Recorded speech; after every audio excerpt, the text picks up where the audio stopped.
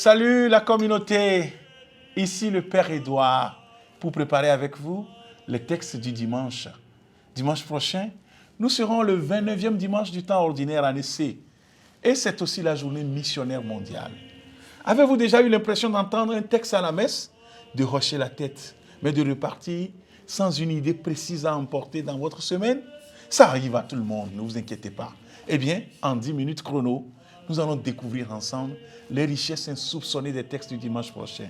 Ils cachent un trésor de persévérance et une force vivante pour ne jamais baisser les bras.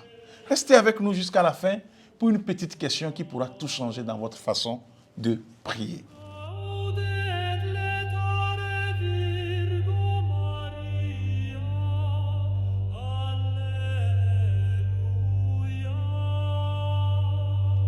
Dimanche prochain, la liturgie nous propose un parcours passionnant. Voici le programme. La première lecture est un extrait du livre de l'Exode, avec l'épisode de Moïse qui prie les mains levées pendant la bataille. Exode 17, 8 à 13. Avec le psaume 120, nous chanterons « Le secours me vient du Seigneur qui a fait le ciel et la terre ». La deuxième lecture est extraite de la deuxième lettre à Timothée. 2 Timothée 3, les versets 14 jusqu'au chapitre 4, verset 2, qui nous exhorte à proclamer la parole à temps et à contre-temps. Et l'évangile selon saint Luc, Luc 18, les versets 1 à 8, avec la fameuse parabole de la veuve et du juge injuste.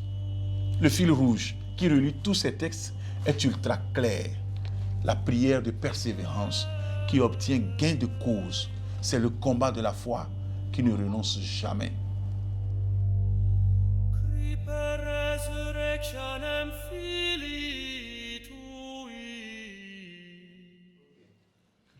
Attardons-nous sur l'évangile, cette parabole de la veuve et du juge.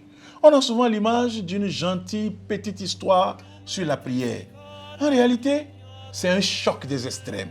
Regardons les personnages. Le juge. La Bible dit textuellement qu'il ne craignait pas Dieu et ne respectait pas les hommes. C'est le summum de la pourriture, de l'indifférence et de la corruption. Un boss de série télé. La veuve. À l'époque, une veuve était sans statut, sans défense, sans argent, la personne la plus vulnérable de la société. Le détail fort, le punchline du texte est ici. Le juge injuste finit par craquer. Mais pourquoi? Pas par bonté d'âme. Il dit lui-même, je vais lui rendre justice pour qu'elle ne vienne plus sans cesse m'assommer. Le mot grec utilisé ici, hypopiazaïn, est un terme de boxe. Il signifie littéralement donner un œil au beurre noir, mettre la peau sous les yeux. Cette veuve, par sa persévérance acharnée, est en train de boxer le juge jusqu'à l'épuisement. Elle le harcèle, elle l'importune, elle ne lâche rien. Et Jésus de conclure, écoutez ce que dit ce juge injuste. Et Dieu ne ferait pas justice à ses élus? La leçon est explosive. Si même un type pourri cède face à une persévérance tenace, à combien plus forte raison Dieu qui est pour nous écoutera-t-il nos cris? Votre prière n'est pas une plainte faible, c'est un combat tenace. Ne vous découragez jamais.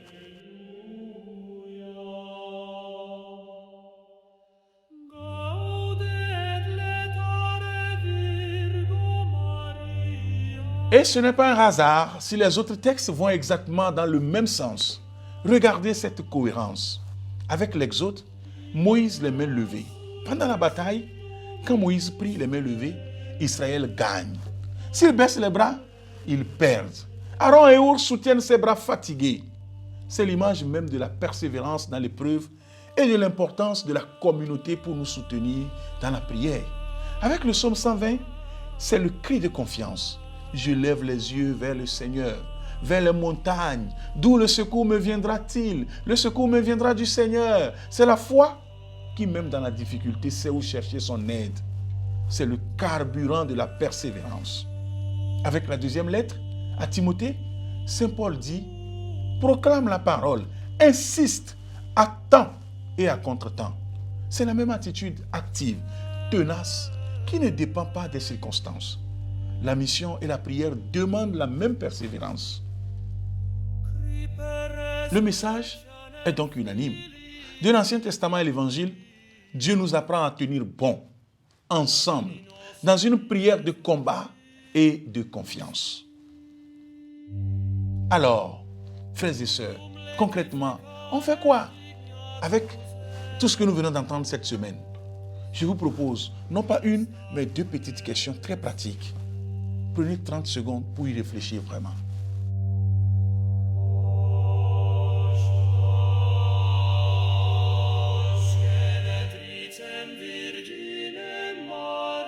Quel est le bras fatigué de ta vie de prière en ce moment?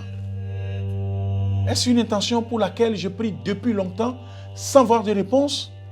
Est-ce une fatigue, une distraction, un découragement? Nomme-le et confie-le à Jésus.